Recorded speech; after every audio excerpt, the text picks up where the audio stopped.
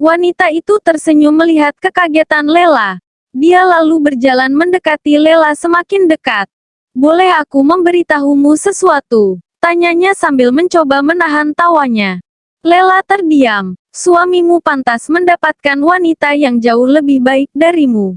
Lela langsung menatap wajah wanita di depannya dengan heran. Wanita itu menahan tawanya. "Apa wanita itu seperti Anda?" tanya Lela tiba-tiba juga sambil menahan senyumnya melihat wanita itu dari atas hingga ke bawah. Si wanita tertawa sambil berputar ingin memperlihatkan badan indahnya yang dibalut pakaian seksi. "Tentu saja, aku lebih baik darimu. Aku cantik dan seksi. Tapi yang lebih utama aku tidak berpenyakit mental sepertimu." Lela tertawa. Dia maju selangkah mendekati wanita di depannya. "Jika kamu pikir permen yang mahal itu adalah permen yang tidak dibungkus dan sudah dikerubungi lalat, maka sepertinya kamulah yang sakit." Wanita itu langsung menutup mulutnya. Kaget dengan perkataan Lela, dia akan mengatakan sesuatu namun tiba-tiba Zain dan seorang temannya datang menghampiri keduanya. "Meisha." Zain heran melihat temannya bersama Lela. Meisha langsung berpura-pura tersenyum pada Lela. "Aku lupa dari tadi aku belum menyapa istrimu. Jadi sebelum kalian pulang aku ingin berkenalan dulu dengannya. Boleh kan?" "Tentu saja," jawab Zain senang. Lela tersenyum melihat wanita di depannya yang kini dia tahu namanya adalah Meisha.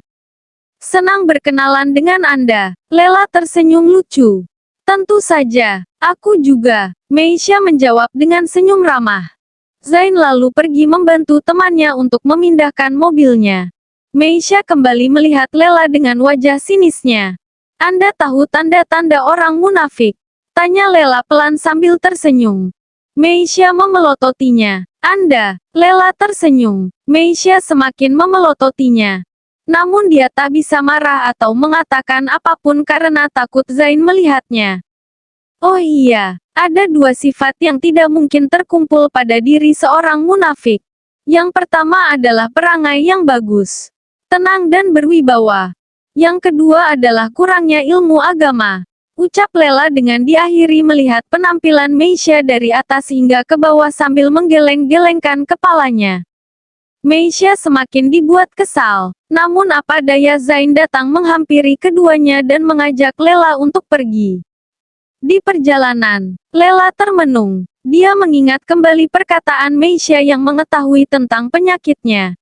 Dia melirik suaminya tak menyangka jika Zain akan berbagi cerita pada orang lain apalagi pada seorang wanita tentang kondisinya.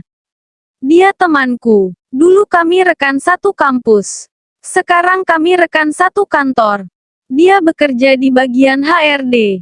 Lela terdiam. Ingin rasanya dia menanyakan alasan kenapa suaminya harus menceritakan seputar penyakitnya pada temannya itu. Tapi mulutnya keluh, karena rasa kecewa telah menguasai hatinya. Dia memilih untuk diam membisu. Melihat istrinya terus terdiam, Zain merasa jika Lela marah padanya. Karena telah tak sengaja melihatnya mengobrol berdua dengan Meisha tadi. "Apa kamu marah? Kenapa?" "Menakutkan kemarahanku. Takutlah akan kemarahan Allah yang tidak menyukai wanita dan laki-laki yang berikhtilat atau bercampur baur sehingga seperti bercampurnya api dan kayu bakar." Zain kaget. Dia terdiam. Dia tahu istrinya kecewa. Setelah tak sengaja melihatnya tadi mengobrol berdua bersama Meisha. Namun seandainya dia bisa, ingin rasanya Zain menjelaskan jika mereka tidak sedang mengobrol biasa. Namun justru sedang membicarakannya, tentang trauma yang dialami Lela yang kini sudah perlahan sembuh. Zain ingin memberitahu Lela bahwa Meisha yang merupakan sarjana psikologi telah cukup banyak membantunya. Memberinya nasihat bagaimana cara menghadapi trauma istrinya. Memberinya banyak pengetahuan tentang trauma psikologis, penyakit mental dan yang lainnya. Meisha juga yang telah merekomendasikan psikiater dan terapis yang bagus untuk bisa membantu kesembuhan istrinya. Namun Zain memilih untuk tak memberitahunya karena itu permintaan Meisha sendiri. Menurutnya memang mungkin istrinya tak perlu tahu. Dia takut jika Lela berpikiran dirinya telah mengumbar penyakitnya ke semua orang. Di sisa perjalanan keduanya lantas sama-sama terdiam. Lela dengan dipenuhi rasa kecewa masih mempunyai banyak tanya di benaknya. Mungkinkah Zain lelah akan kondisinya dan mencari kenyamanan pada wanita lain? Mungkinkah seperti itu? Manusia bisa berubah. Kesabaran ada batasnya dan suaminya tetaplah pria. Butuh wanita untuk memuaskan hasratnya yang tidak dia peroleh darinya sebagai istri. Lela mulai berpikiran macam-macam. Suaminya mungkin saja menjalin hubungan spesial dengan wanita tadi. Jika tidak, tak mungkin hubungan mereka sedekat itu hingga tentang penyakitnya pun diceritakan Zain pada wanita itu. Terlebih sikap wanita itu tadi begitu memperlihatkan kebenciannya pada Lela. Merasa dirinya jauh lebih baik dan lebih pantas mendapatkan Zain dibandingkan dirinya yang katanya mempunyai penyakit mental. Malam hari, dengan tanpa mengetuk pintu terlebih dahulu, Lela membuka pintu kamar suaminya. Zain yang baru saja memakai baju hanya tertegun kaget melihat istrinya berjalan menghampirinya dengan baju seksi dengan rambut yang tergerai panjang. Lela dengan baju tidurnya yang menerawang berjalan dengan perlahan terus mendekati suaminya. Hingga telah sampai di hadapan suaminya. Lela dengan sedikit gemetar terus menatap wajah Zain. Zain hanya terdiam keheranan. Lela memberanikan diri mengangkat tangannya, dengan perlahan mencoba untuk mendekatkan tangannya pada sang suami. Lela mencoba menyentuh suaminya, dengan tangan yang gemetar. Akhirnya dia berhasil menyentuh dada suaminya. Dari hanya sedikit menempel.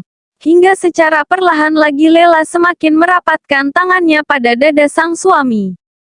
Zain bengong melihat tangan Lela di dadanya. Dia lalu melihat wajah Lela yang tengah berusaha menahan rasa takutnya. Dengan badannya yang gemetar, wajahnya yang pucat dan matanya yang berair.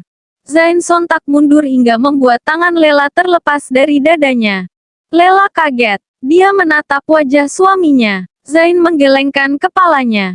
"Ada apa denganmu?" tanyanya heran. Lela tak menjawab. Hanya air mata yang kemudian merembes keluar dari kedua kelopak matanya. Zain seakan mengerti. Lela telah ingin menjalankan kewajibannya sementara dirinya belum siap. Dia yakin jika Lela terpaksa melakukan ini karena melihatnya tadi mengobrol dengan Meisha. Lela pasti telah berpikiran macam-macam padanya juga Meisha.